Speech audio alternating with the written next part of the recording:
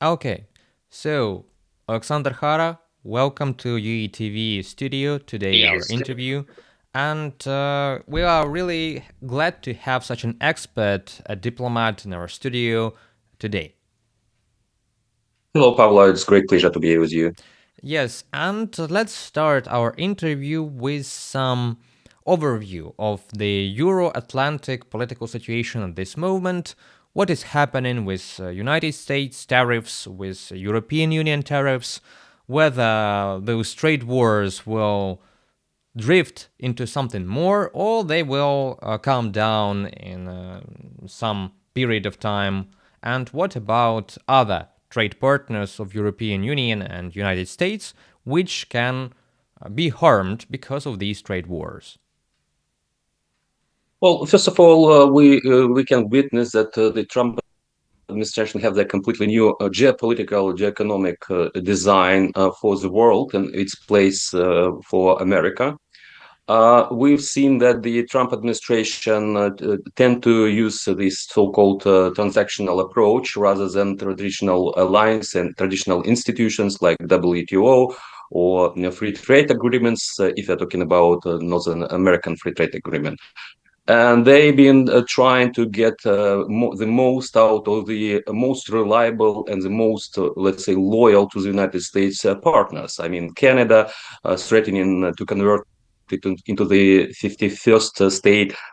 Mexico, which is many Americans, regular Americans, depend on the on fruits and vegetables and certain labor force in America itself. And Trump is harming relations with the European Union. I believe it's ridiculous to believe that the European Union was formed with the aim to rob Americans. It was formed to avoid the Third World War. And second, it was formed with a huge involvement and guidance and assistance from the United States. The United States needed to have such an ally to deter the spread of the communist disease in Europe and elsewhere. So we see that Trump is harsh with his former allies, and he's not that harsh with those who are challenging the American supremacy. I mean, Russia, China, the Northern Korean dictator, and so on and so on. So this disruption affects the lives of ordinary Americans, Europeans, and elsewhere, and certainly it will fire back to Trump. The idea of tariffs is a old one, but the United States has been consistent in trying to get rid of those tariffs and create a common space, trade space that would benefit of all those who participate in such organization or space. Obviously, rising tariffs, for example, for steel or some other components will harshly affect the automobile industry in the United States. I'm talking about mostly about Mexico. And so it's in the short run, it's going to harass the Americans more and inflict more damage on their well-being rather than stimulate businesses to expand their production in the United States. Certainly, there are some good signs for Mr. Trump when people from India, Japan, South Korea, and others, they are saying that they will invest into the new plants and new production and new companies in the United States.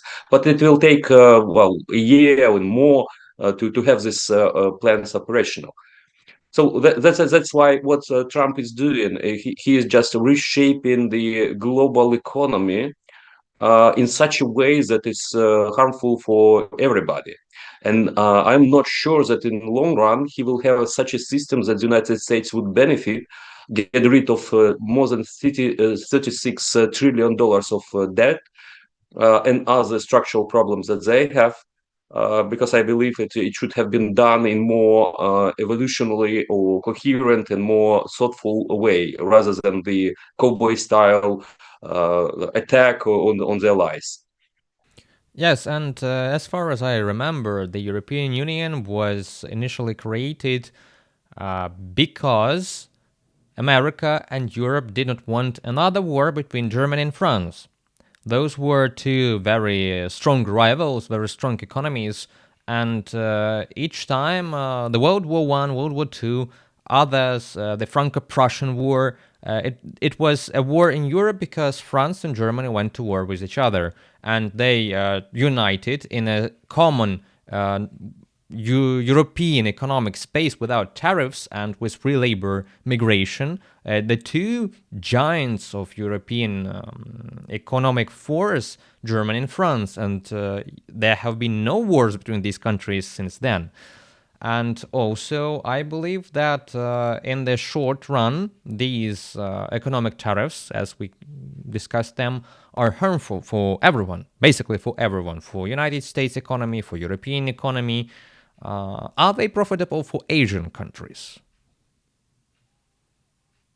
If you're talking about actually, yes, you're right about the very idea that the European Union was created, and I would quote the first NATO Secretary General Lord Ismay that his formula of NATO to keep us Americans in, Germans down, and Russians out. So it explains and the economic policy as well. Americans benefited from the relations, close relations with the European Union, and yes, actually European Union is a unique project. The coal steel union that was created between France and Germany put an end to the centuries-long rivalries. They decided not to claim to annex territories of each other and provide the demons of history ability to ignite in another conflict. But they decided to unite and with this interdependence to avoid any conflicts. And they decided to solve all those issues that they have by peaceful means. And the same thing with the United States. Certainly, Europe was a part of the core of the West, and they were instrumental in projecting American power elsewhere. And certainly, American economic strength was dependent on Europe to some extent. If we're talking about the future relations between the European Union or European countries in China, it's an interesting question. Given the pressure from the United States, given that Trump seems to be not reliable partner anymore, not just in economy but in NATO as well. He allegedly he was thinking about withdrawing from the NATO even before. I mean, in 2017, 18. And now he says that if Europe does not pay enough for its defense, he is not will not come to help if there is a conflict with Russia. Uh, Trump is the first president since the creation of NATO that hasn't repeat these formulas that the Article 5 is ironclad guarantee, and that the United States will not allow anyone to get an inch of NATO territory. Vice versa, he even invited Russia to invade some countries. So in trade, in security, Trump seems to be not reliable partner for Europe. And that's why it is natural for Europeans to turn to other partners and other markets and other economic possibilities. For sure, European Union is an organization based on values, and that's why Europeans would not be able to just get rid of those values and have an unlimited cooperation and partnership with China. And we know that there are many things wrong with China, starting with the Communist Party being a monopoly in China, running this country and suppressing Uyghurs and Tibetans and dismantling Hong Kong democracy and eyeing Taiwan to get it back, or not back, because it never belonged to the communist regime, but to, let's say, annex Taiwan. So there will be some constraints. But from the other hand, obviously, Europe needs resources and technologies and a lot of other things that they may align with China economically. Mm. There are contradictions in terms of the geopolitical visions. China wants Pax Sinica, where China, Russia, and the United States, or at least China and the United States, would, let's say, set the mode of operation of the new international system.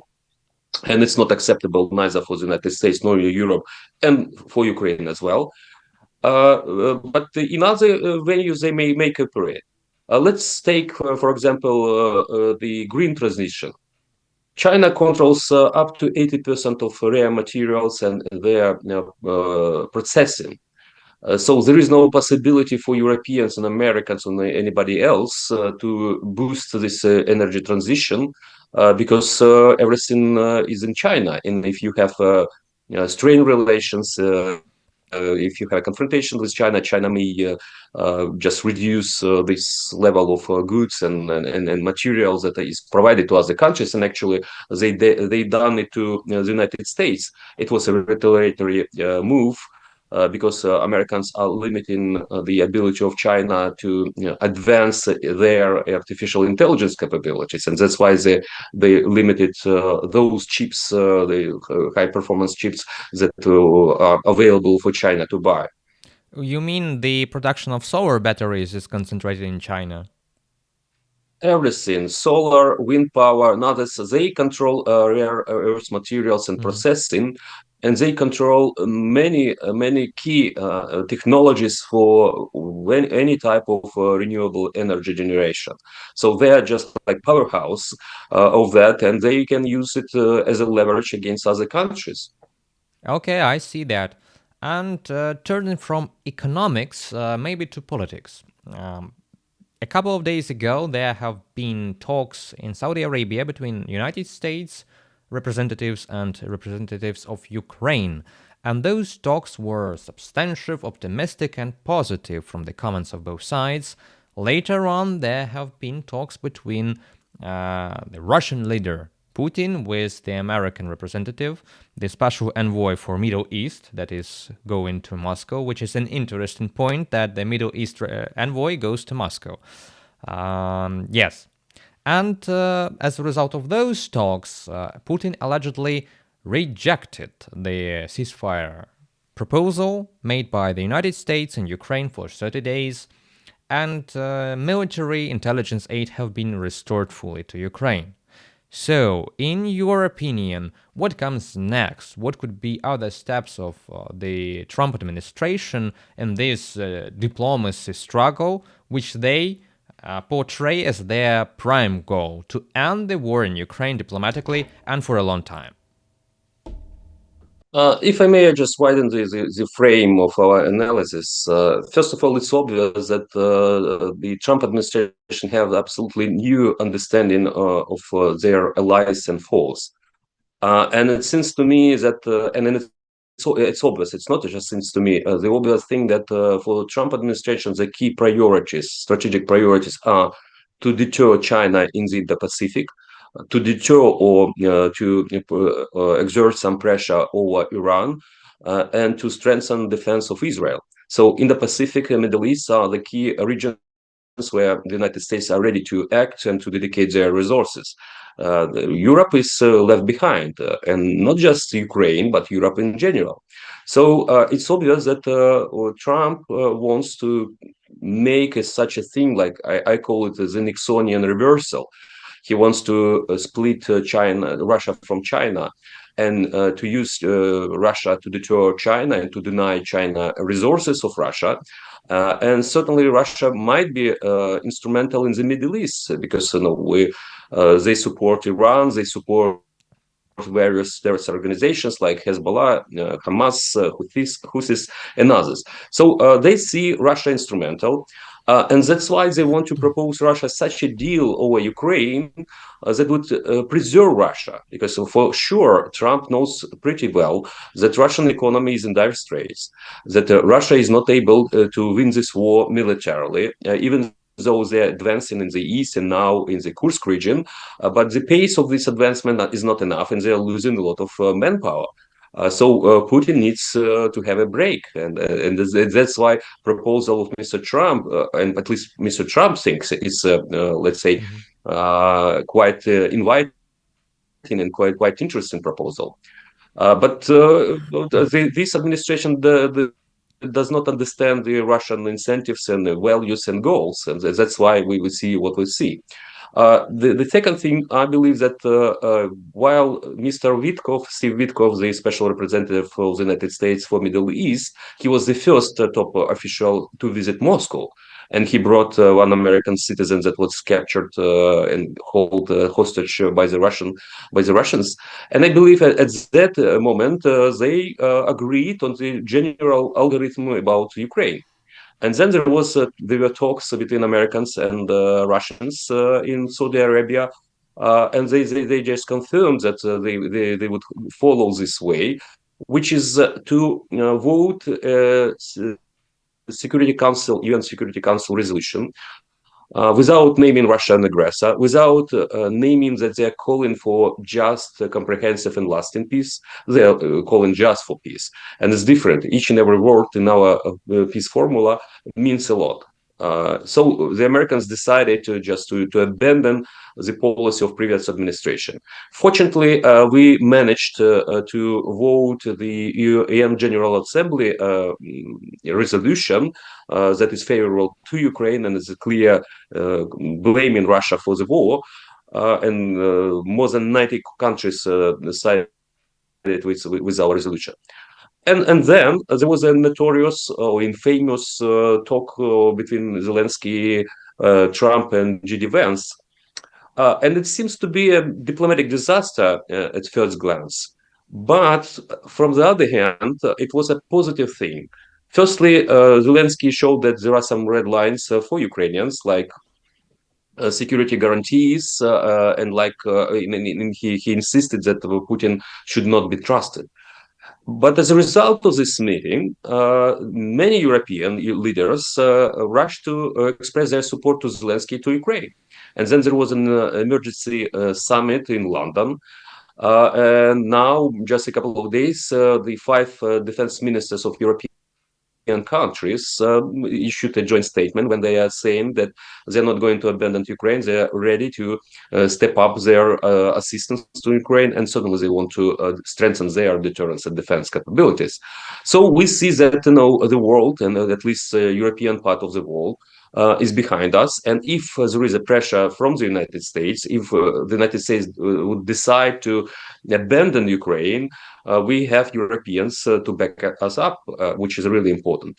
And finally, to the meeting or absence of meeting, I haven't seen confirmation whether Steve Witkoff met with Vladimir Putin or not. I've seen that the Russians rejected that he is a legitimate negotiator from the United States side. Yeah, formally we still have General Kellogg appointed as a chief negotiator.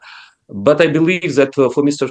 Trump, Steve Witkoff, a billionaire and a business partner and a personal friend, with connections in Russia, in business circles that are dependent on Putin, is much more, let's say, instrumental than General Kellogg, who bears more balance, I would say, rather than pro-Ukrainian views. So we will see the reaction of the United States on that, because there are at least two options. The first option is to agree on the Russian, let's say, arrogant and I cannot find the right word for the way how the Russians are behaving. So the first option might be to exert pressure of Ukraine that we would need to agree on further concessions, because in the document, the joint statement between the American and Ukrainian delegation, the really important part is missing, and it was crucial for Ukraine to have it there. It's the security guarantees while there is an interim ceasefire.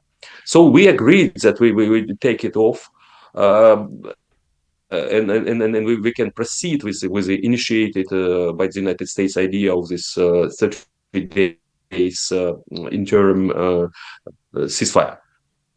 So the United States may pressure us again. They may again stop supplying us with weapons and intelligence and some other things.